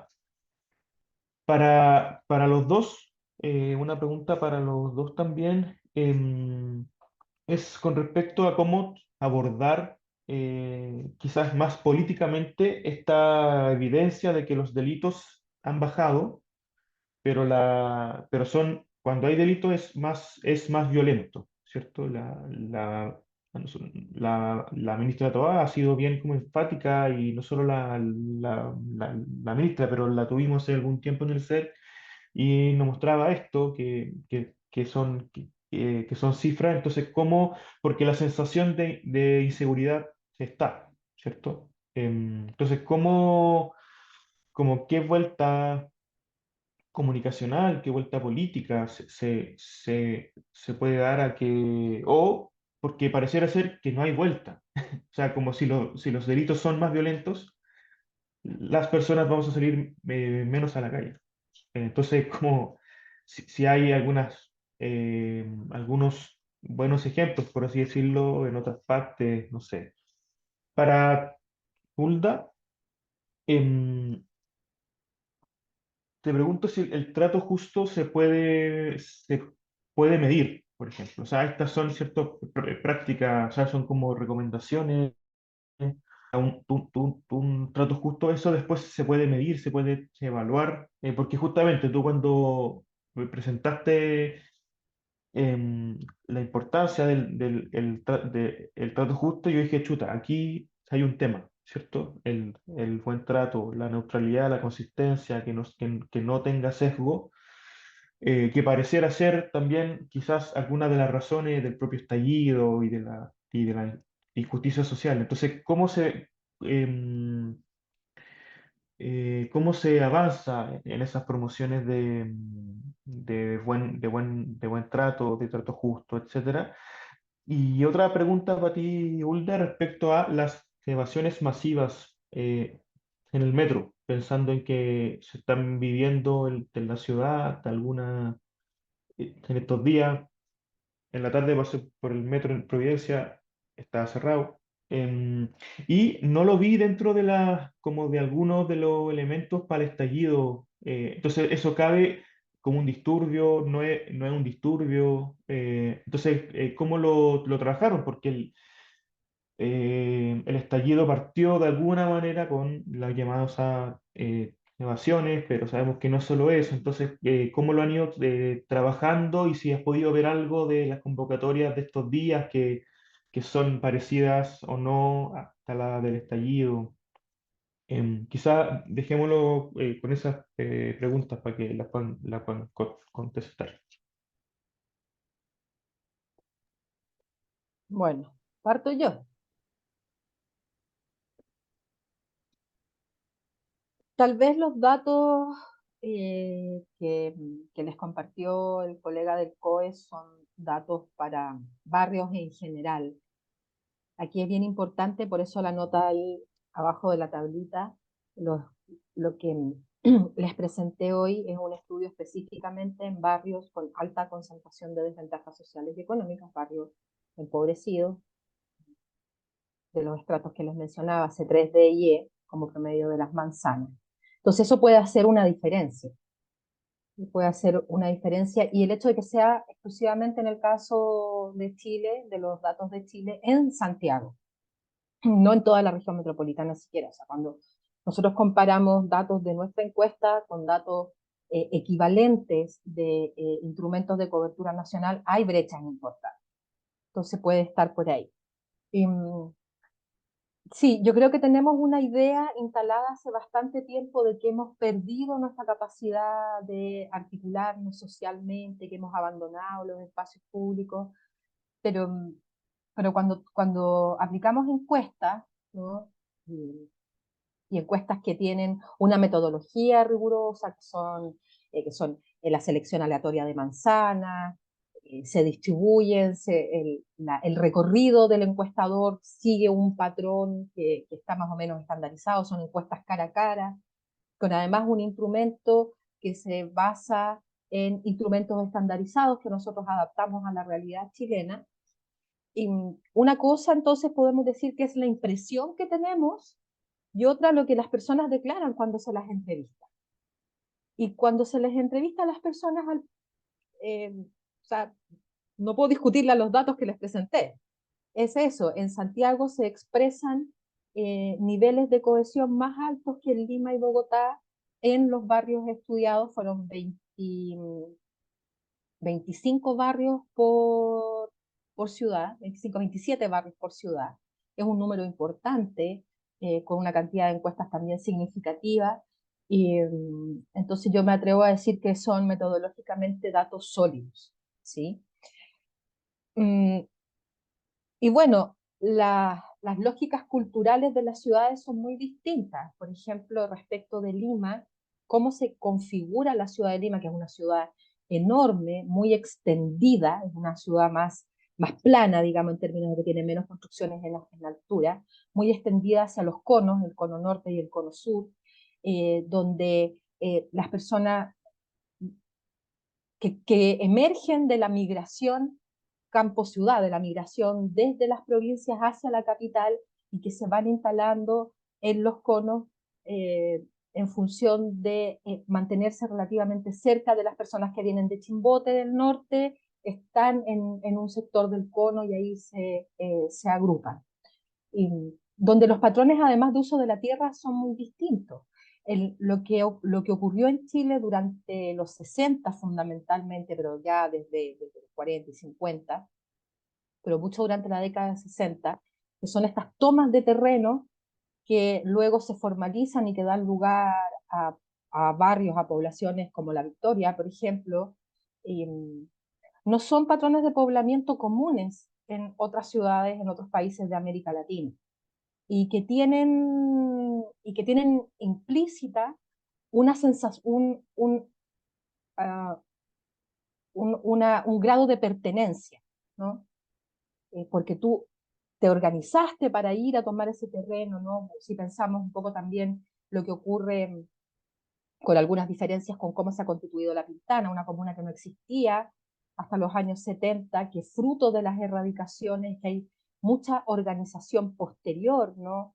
La Laura Rosa Méndez, por ejemplo, como barrio, tiene una historia particular de lucha política que le da un espíritu de cuerpo, que es esto que denominamos apego al barrio y que genera además cohesión y que se expresa de manera muy distinta a lo que ocurre en otros países. Y se expresa también de manera muy distinta a lo que ocurre en el mismo país, en otras ciudades, o en la misma ciudad, Santiago, en otros estratos socioeconómicos, ¿no? Entonces, por eso es importante tener a la vista que los datos que vamos a comparar, si estamos comparando lo mismo.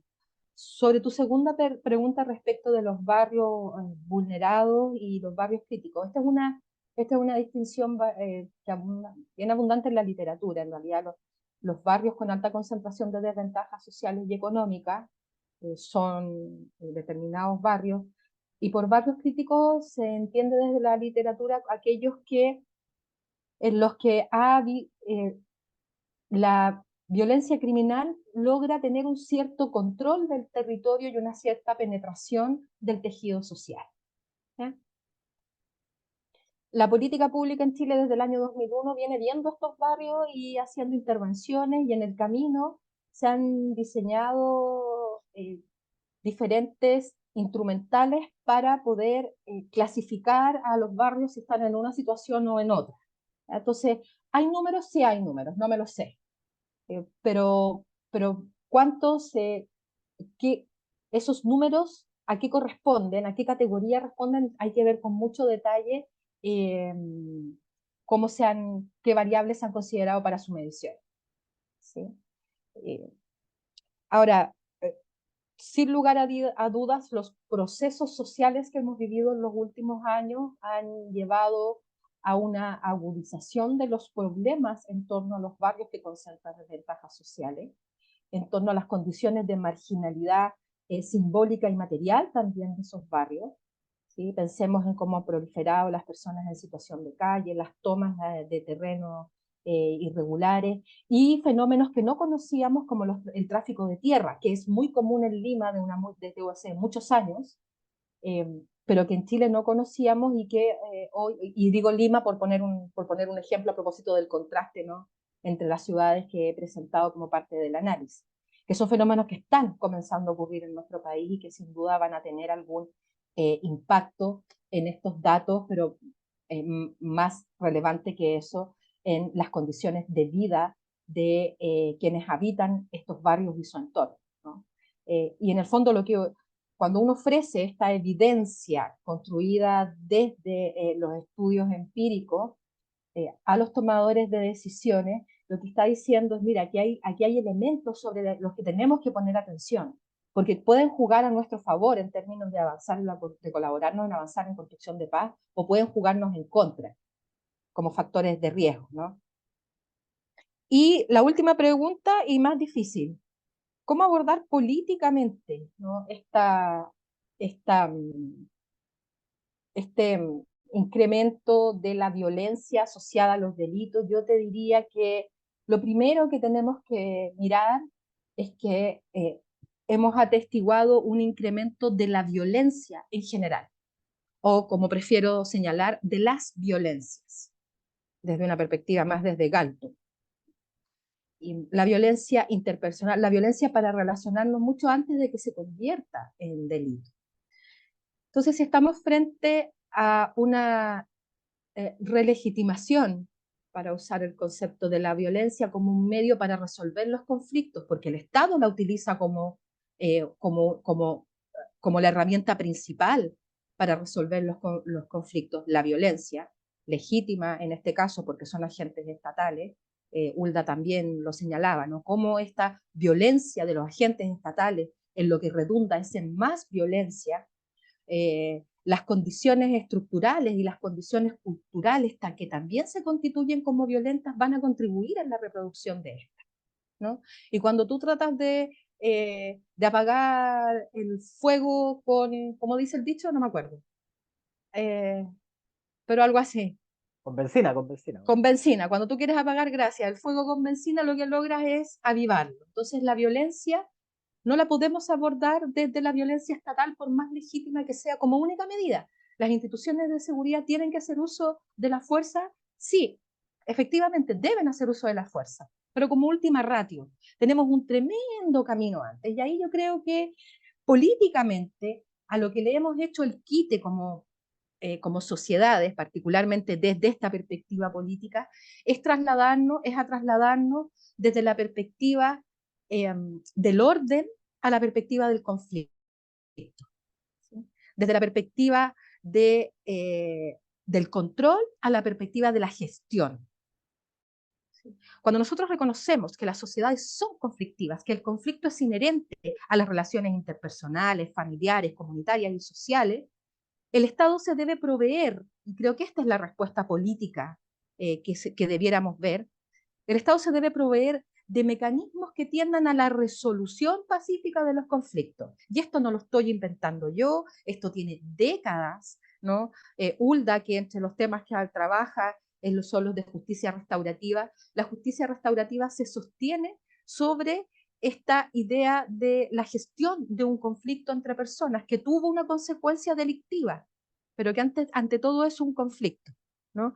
Yo te diría, para terminar ahí, que mi apuesta va por ese lado, ¿no? No tratar de imponer, no seguir en este esfuerzo de imponer orden vía la fuerza, sino de reconocer la conflictividad y gestionarla, lo que va a contribuir además a desjudicializar un montón de situaciones, particularmente en los territorios que tienen vías de solución mucho más saludables y beneficiosas a largo plazo que la fuerza, por más legítima que sea desde el Estado. Súper, gracias. Hay que parecer también ser súper contracultural dentro del populismo, se llama populismo punitivo, ¿cierto? En el que estamos en la discusión pública y política también. Y fíjate que es esta del aumento de penas, del aumento de facultades, que toda esta línea del populismo penal o punitivo es aquello que ha mostrado la evidencia que menos funciona. Mm. Hay toneladas de evidencia, ¿no?, que apuntan a que el aumento de penas no disuade a alguien de cometer un delito por sí solo, ¿no? Sin embargo, seguimos avanzando. ¿Por qué? Porque eso está en el marco de mantener un orden que definieron de tú a saber cuándo y de tú a saber quiénes, y esto lo vamos a hacer vía la imposición de la fuerza. Vale, súper. A Hulda también llegó una pregunta de Víctor, no sé si Hulda la Sí, la pudiste vi, ver, la sí, la vi. viste. Entonces, mira, te propongo que respondas, bueno, lo mío, también lo de Víctor, y después hacer una ronda de cierre con últimas palabras de Alejandra y tuya para responder a Pamela y alguna reflexión final que ustedes quieran hacer y si es que también llega alguna pregunta más. Ya, entonces, Súper, dale, Hulda.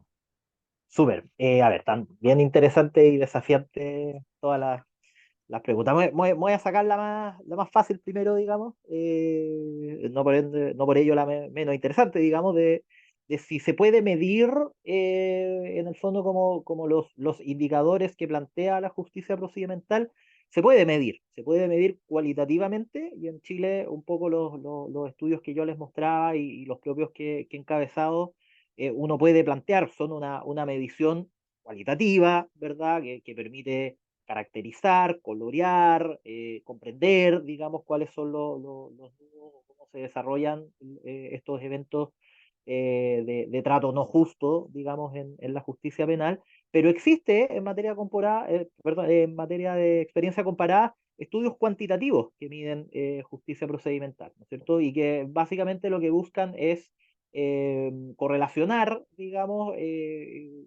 cómo en función de el cumplimiento o no de estos estándares se generan ciertos resultados, ¿no es cierto? Por ejemplo, existen estudios que lo que hacen es practicarle encuestas a imputados, ¿no es cierto? Personas que comparecen en el sistema penal en calidad de imputados, ¿verdad? Decirle, bueno, qué sé yo, puedo tratarse con el defensor, ¿no es cierto? Entendió de qué se trata el juicio, etcétera. Y en función de eso, después establecer ciertos mecanismos, ciertas relaciones, ¿no es cierto? En ocasiones más causales que otras, ¿verdad? Pero en términos analíticas, todas muy valiosas respecto, por ejemplo, a indicadores de reincidencia. Personas que reciben un mejor trato justo no tienen más probabilidad de reincidir. O sea, eso existe. En Chile, que yo sepa de la investigación que yo conozco, no se ha hecho, sería súper interesante poder abordar un desafío en esa línea. ¿Ya? Respecto de, subiendo la complejidad, respecto de la pregunta esta que nos hacías en términos más política, de cómo abordar políticamente este desafío del cambio de la cualidad de los delitos, escenario donde se reduce el número, pero estos se hacen más violentos. Ahí yo creo que hay dos cosas que son interesantes. Uno, que ya logramos dar el paso al menos de salir de esta mirada de ver solo la frecuencia de los delitos, con empezar a ver componentes más de cualidad del delito, ¿no? Algunos hablan de mirar el daño del delito, se conceptualiza de distintas maneras, ¿no es cierto? Pero en el fondo, dejar de orientar, digamos, los recursos públicos estatales en control de la criminalidad a los hurtos de supermercados, ¿no es cierto? Que son súper frecuentes, ¿verdad? Pero que generan un daño, digamos, que para toda persona que sufre un delito, su delito es terrible, pero si hay que hacer gestión, digamos, pública de la criminalidad, es menos prioritario que eventos, ¿no es cierto?, que son más violentos, aunque sean menos frecuentes. Y yo creo que una tercera variable que de a poco se ha ido introduciendo, pero que me parece como bien interesante incorporar para poder comprender y abordar de mejor manera el problema, es la variable territorial. Hasta el momento nos quedamos siempre con los datos territorialmente agregados, que finalmente terminan siendo las cosas que pasan en Santiago, digamos, y extrapolando como los fenómenos criminales de Santiago a otras regiones del país. Yo siempre recuerdo el ejemplo que ponía un ex colega mío, eh, que se fue si está escuchando, le mando saludos, sabe perfectamente quién es, que se va a cortar el pelo no, ¿dónde estaba? Da lo mismo, en Chiloé, ¿no es cierto? Y como esta persona lo reconoció y era una persona públicamente vinculada a los temas de seguridad, empezó a preguntar, oiga, está súper mala la cosa acá, mire, yo puse aquí ¿cómo se llama? ¿Cómo se llama esto? Portones automáticos, porque me da mucho miedo que me hagan un portonazo. Esta persona llegó después de sus vacaciones a la oficina, levantó el dato de cuántos portonazos habían habido en Chiloé, qué sé yo, en los últimos 3 años, y habían dos. Entonces claro, cómo esta gestión como ultra centralizada que hacemos de la seguridad genera efectos en materia de percepción de inseguridad en otras regiones del país, que son bien relevantes. El otro dato que para mí es crucial, si uno recientemente se ha empezado a abrir un poco más territorialmente el dato sobre homicidio, y la diferencia territorial entre la tasa de homicidio en el sector sur de Santiago versus el sector oriente es abismante. O sea, básicamente el sector sur tiene tasas comparables con algunos países, ¿no es cierto?, más del ámbito centroamericano. El sector oriente de Santiago tiene estándares europeos en materia de... Entonces, evidentemente que hay también, y desde ahí políticamente se ha levantado una idea que es bien interesante, que es la de la equidad, ¿no es cierto?, en cómo nos hacemos cargo de los temas de justicia, que políticamente me parece que es súper pertinente y que es súper interesante, digamos, como hincarle el diente a ese tema. Después me hacías otra pregunta muy difícil sobre el tema de las evasiones masivas. Muy difícil porque en nuestra investigación, en la investigación que yo les exponía, es un fenómeno que no incorporamos. Y no lo incorporamos, bueno, por muchas razones, porque fue un estudio, digamos, un poco contarles como el camarín de ese estudio, que nosotros lo diseñamos qué sé yo, a los 10 días de empezado el estallido social, o sea, recordemos en que estábamos todos, qué sé yo, tratamos de salir con algo, intuíamos que esto podía durar un par de semanas, levantemos información rápido antes de que esto se termine, ¿no es cierto? No fue un grupo que observamos particularmente, digamos, porque estaban pasando una serie de otras cosas, y porque un poco los temas de elevación del metro, ya como entrado el estallido propiamente tal, dejó de ser tema, ¿no? Entonces, no es algo que hayamos visto en particular, ¿ya? Ahora, extrapolando hallazgos, digamos, y siempre los ejercicios de extrapolación tienen un riesgo, así que lo planteo de manera meramente hipotética, digamos, uno podría hipotetizar, ¿no es cierto?, que ciertamente la motivación de quienes protagonizan eventos de evasiones masivas dentro como de este catálogo de motivaciones está más bien en el eje de las motivaciones justicia social guión políticas, ¿no? La motivación política, no tuve tiempo de extenderme como en su contenido, tiene que ver un poco con motivaciones en términos de cambio social, ¿no? Está planteado un poco como en esos términos, ¿no? Entonces uno podría como situarlas más en ese eje, más que en el eje de los temas policiales o de los temas más vinculados como con trato justo, con justicia procedimental, ¿no es cierto?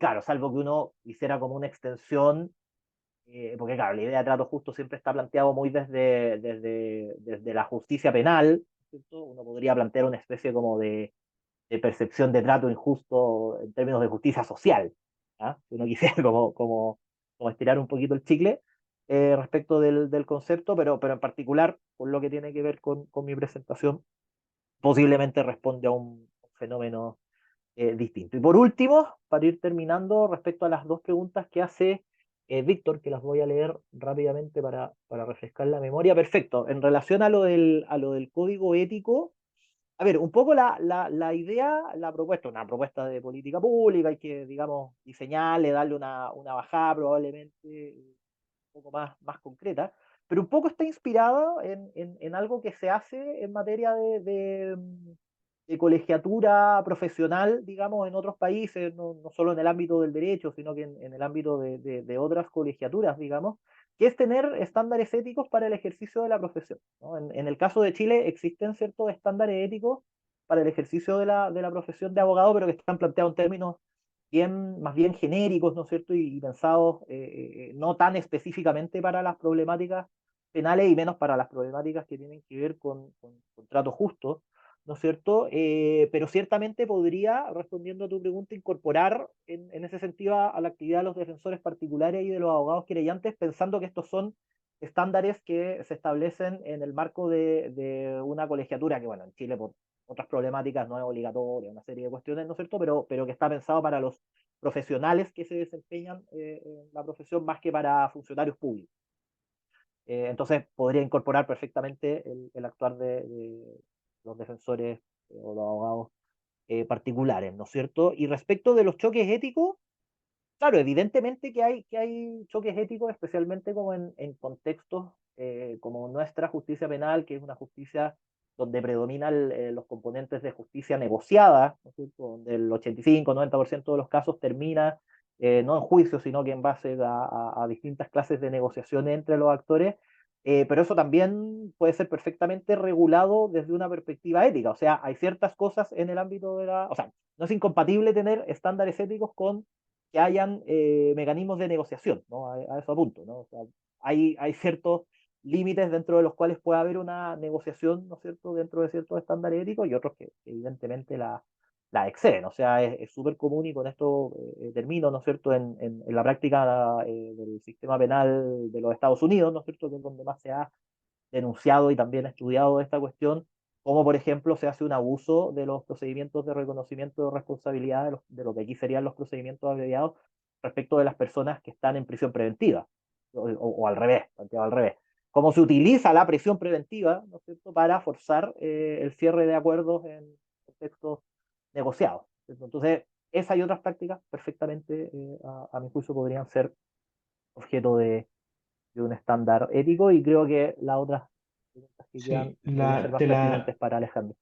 sí, estoy respondiéndole a Rodrigo que preguntó antes y si respondí en otro chat este seminario va a quedar en nuestro canal de YouTube, que está ahí, así que también para que si lo pueden consultar de nuevo. Les pongo, les voy a leer las últimas tres preguntas que hay para que puedan responder, hacerse cargo de ellas. Y también a modo de cierre, ¿cierto? Pamela pregunta, ¿el aumento de los delitos es o no es proporcional al aumento de la población?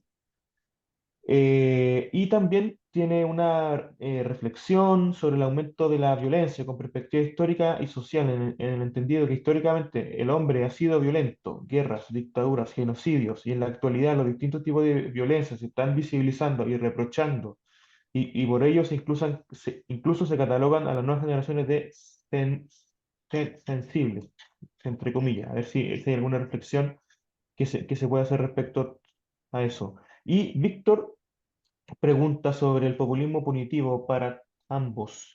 A priori, el aumento de penas sí, imagino que se va con tilde, sí pro- pro- proporcionaría más tiempo de reclusión para el antisocial.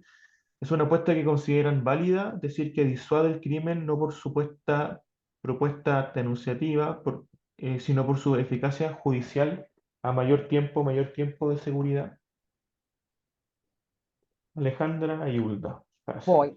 seguir. Para Pamela, sobre su primera pregunta, bueno, uno en realidad para decir que la delincuencia aumentó, se mantuvo, disminuyó en términos de mirar el dato, tú tienes razón en que hay que hacerlo a la luz de la magnitud poblacional. Por eso la recomendación es siempre mirar las tasas de delitos y no la frecuencia, porque la tasa lo que hace es ponderar la frecuencia en función de la cantidad de población, ¿sí? Entonces, claro, si uno mira los datos del CEAD, a propósito de tu pregunta, me fui al tiro a apretar clic, clic y saca datos, lo que nos encontramos súper rapidito para mostrarle,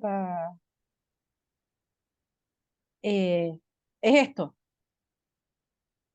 Estos son las tasas nacionales de delitos de mayor connotación social desde el 2005 al 2022. Y claro, el 2022 estamos bastante más abajo del 2005. Estamos por los 2.500 casos policiales por delitos de mayor connotación social, 500 menos como tasa, es decir, incluida la variación de la población. Entonces, no podríamos decir que hay más delitos, al menos los de mayor connotación social, y a lo que hacía referencia Javier es al nivel de violencia involucrada en los delitos, que es lo que nos lleva a tu otra pregunta también, súper, que comparto el cuestionamiento.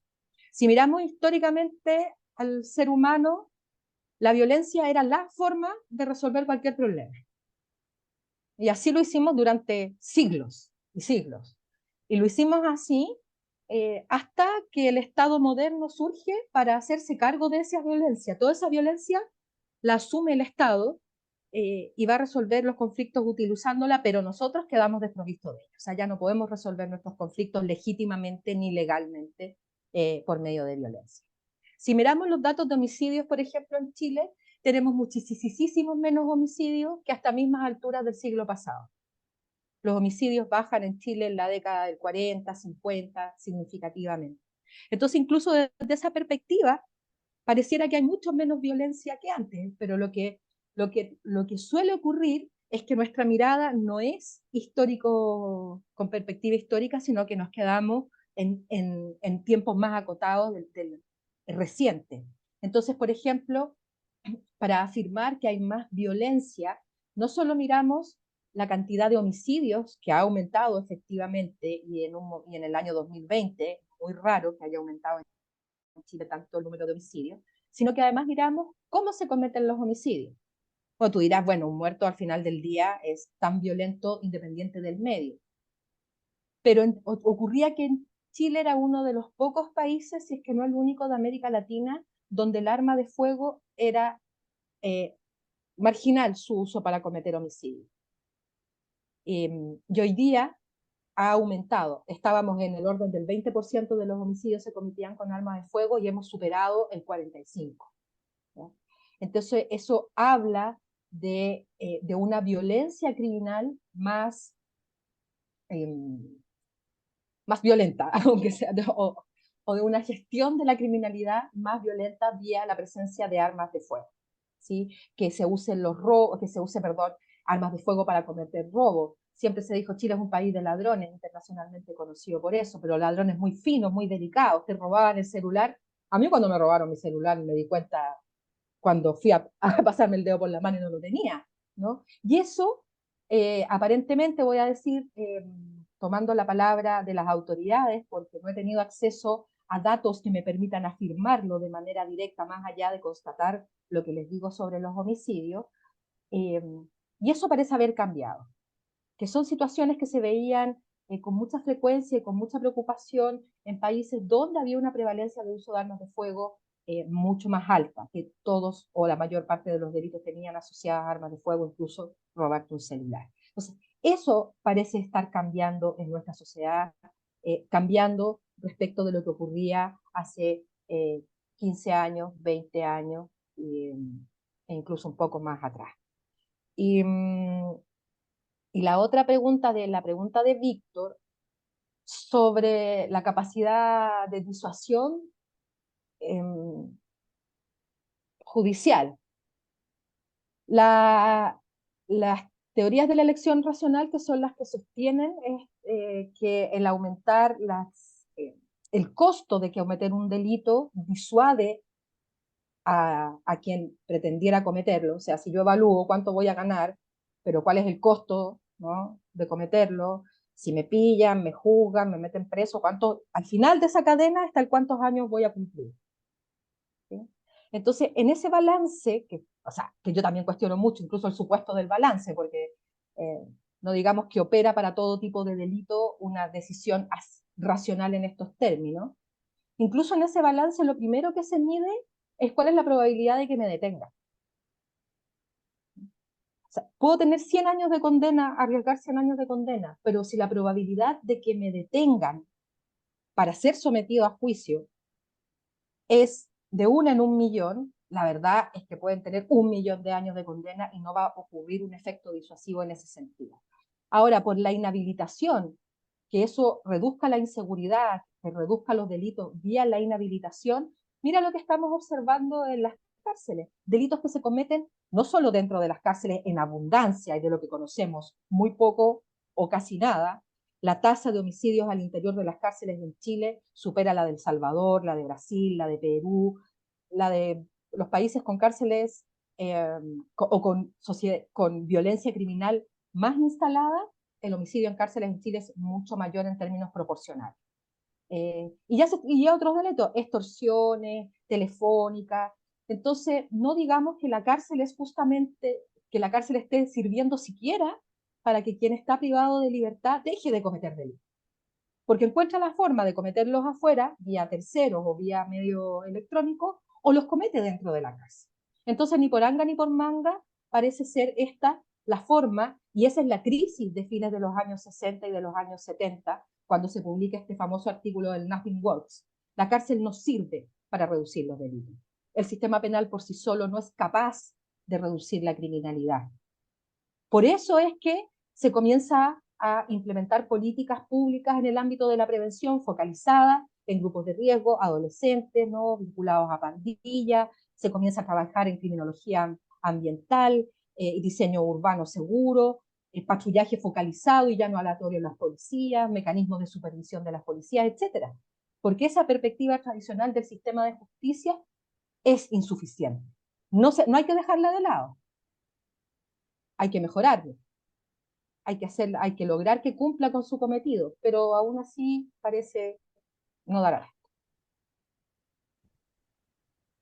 Vale, gracias. Hulda.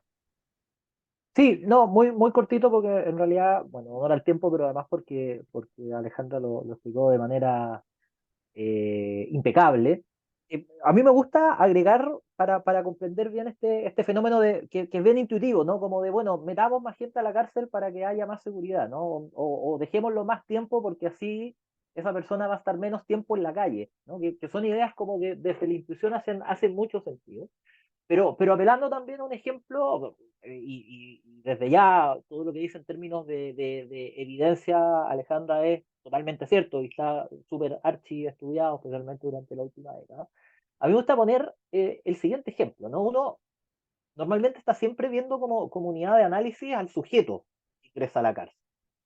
Pero esto, la cárcel uno tiene que entenderla, digamos, como un lugar, ¿no es cierto?, que gestiona de alguna manera personas, que gestiona infractores, ¿no? Y lo más cercano que se me ocurre para ilustrarlo es, y perdonen lo rudimentario del ejemplo, es una manguera, ¿no? Una manguera donde por un lado entran personas y por el otro lado salen personas. O sea, toda persona que entra a la cárcel, ¿no es cierto?, salvo los poquísimos casos de condena efectiva y además tienen, ya, digamos, de revisión, etcétera, en algún minuto salen de la cárcel, ¿cierto?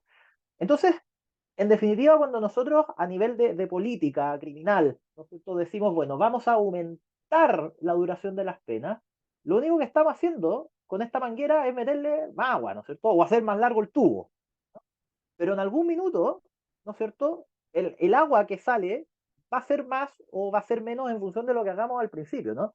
Y entonces la clave, o sea, bueno, la clave de todo, por supuesto, está súper atrás en el sistema, ¿no es cierto? Está en prevención primaria, prevención secundaria, ¿no es cierto? Pero lo que tiene que ver ya con la justicia penal, cuando la persona ya ha infringido la ley penal, es, bueno, ¿qué estamos haciendo dentro de la cárcel? Para que las personas cuando salgan, porque van a salir en algún momento, por más que las condenemos a 5, a 10, a 15, bueno, subámosela a 20, no importa, en algún minuto van a salir y todos los años, todo el tiempo, todos los días están saliendo muchas personas de la cárcel. Bueno, ¿qué estamos haciendo dentro de la cárcel? ¿No? Y hoy día, actualmente, nuestra política de gestión de la cárcel, o sea, hay que ser súper honesto y duro, es un desastre, digamos. ¿No? Es un desastre. Tenemos niveles altos de hacinamiento, tenemos poco acceso a oferta programática, ¿no es cierto?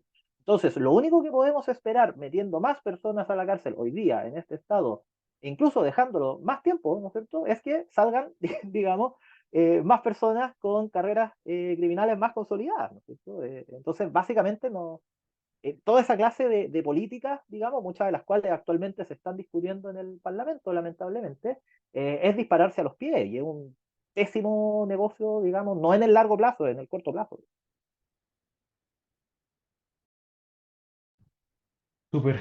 Bueno, estamos en tiempos difíciles, como, como se dice, pero creo que ha sido una discusión muy interesante, muy profunda también y mostrando diferentes puntos de vista.